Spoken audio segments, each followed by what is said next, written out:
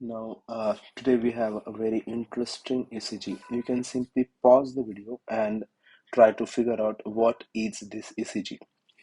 Now, if we can see this, the first thing which we can notice is the rhythm is very much regular. So that is the first thing that we can see, that rhythm is completely regular. Each and every hour is getting followed exactly at some particular distance or particular time. If you want to calculate the RR, it's very easy. If you want to calculate the heart rate, it is very easy. Just find out two tips of R waves. Uh, you can simply try to find out where is R. This is R. This is tip of R here to here. So it is around three boxes, 1, 2, and 3. So you can simply calculate the heart rate by 300 by divided by total large squares. So 300 divided by 3 is around 100. So the heart rate is around 100 to 110. It is around that much. You can confirm this heart rate by seeing from anywhere. So you can simply see the distance of 2R waves. So this is QRX complex. You can simply calculate from here as well. Here, this is one box, this is second box, and this is third box. So 300 divided by 3, so it is around 100. So we know that this rhythm is perfectly regular. The heart rate is around 100. Now we can see that when we can see this pattern, we're not able to very crystal clearly see the P waves. The P waves are not there. If you can see here, P wave is not obvious. P wave here, it is not obvious. Here, P wave is not obvious. Here, the P wave is not obvious. The P wave is not obvious. Whether this is P or not is very highly questionable. The P is not very much obvious. So we can see all the leads, various leads, but P wave is not very obvious. And we can see that this T wave is very tall. T wave appears pretty tall. So this can be a sign of hyperkalemia. So as I told in other videos also, whenever the potassium is between 6 to 7, what you get is tall, tented, peaking, and symmetrical T wave. This is the feature of hyperkalemia. When potassium is in between 7 to 8, what you get is, if whenever it is 7 to 8, what you get is wide QRS complex, and there is a loss of P wave. So if this is hyperkalemia, the potassium will be around 7 to 8. There is one more differential diagnosis to this type of ECG.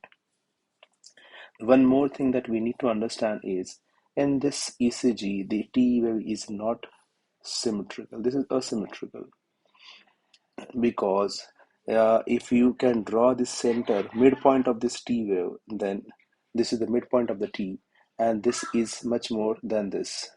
So this is lesser distance, and this is more distance. So this is around 1, 2, 3, 4, four small boxes, whereas this is only two boxes. So this is not very much symmetrical. We would call this as asymmetrical T wave. See, this is two small boxes, and these are around four small boxes. So the typical feature of hyperkalemia is symmetrical T wave, but in this case, the T wave is not actually very symmetrical.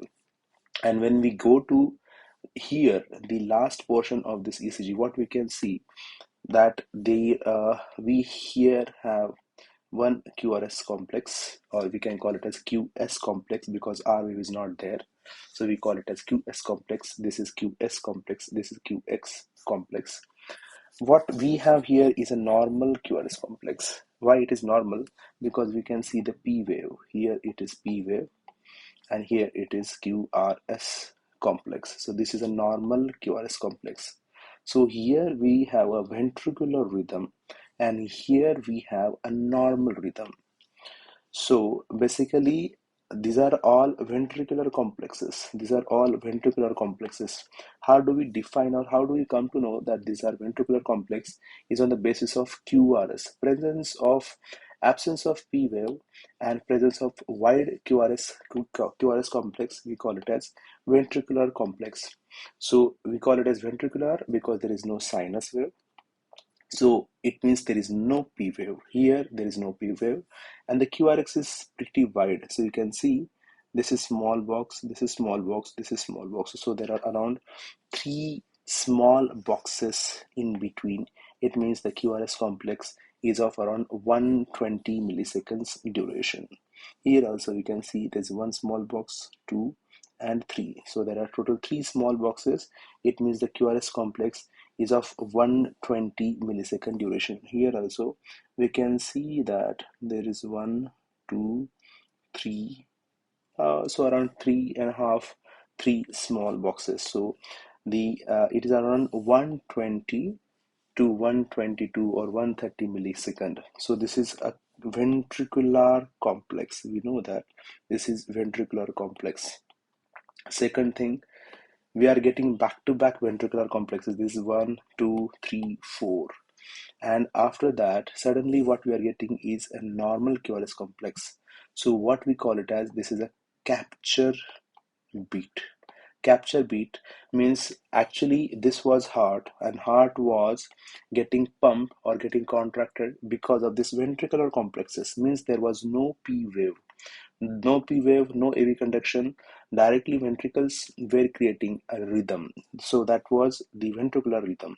Suddenly what happened? The sinus wave contracted, or we got a sinus wave. We got an atrial contraction which carried out to ventricle, and then ventricle contracted, which gave us a very beautiful narrow QRS complex. So there are only two boxes, small boxes. So this is a narrow complex rhythm. So this is a capture beat because the normal sinus rhythm was captured by the heart. Here it was not getting captured.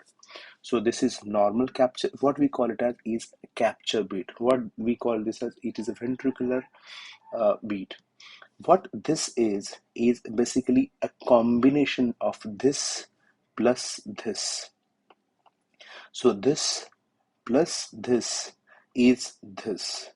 What we call it as is a fusion beat. We call this as a fusion beat. So this is actually a fusion beat because this is a combination of this one and this one. This is not as large as this, and this is not as small as this. So this is a basically fusion beat. So in short, we have a ventricular complex rhythm with QRS complex of around 120 milliseconds. The heart rate is around 100 to 110, and we have capture bits, we have fusion bits.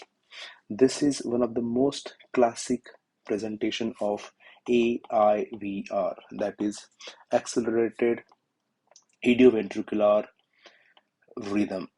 So this is a very typical feature of MI and getting thrombolized. So this is a very typical example of a successful thrombolysis. So this is one of the very good example of the post perfusion or post thrombolysis benign rhythm. So we must know that QRS will be around 120 milliseconds or more than this. Heart rate will be around 50 to 120. You'll get all ventricular complexes because there will be no P wave, and in between you can get capture bits or fusion bits. And what you need to understand is this is benign lesion. You don't have to do anything. Just calm down, relax. If patient gets symptom, if patient get hemodynamically unstable, then only you have to treat this. Otherwise, just chill out. The rhythm will get settled on its own over a period of few hours, maybe an hour or two or three, but it will get settled. So this is one of the sign of successful thrombolysis, and this is called AIVR and not hyperkalemia, because in hyperkalemia you'll not get this capture beats and fusion beats. That's all for today. Thank you.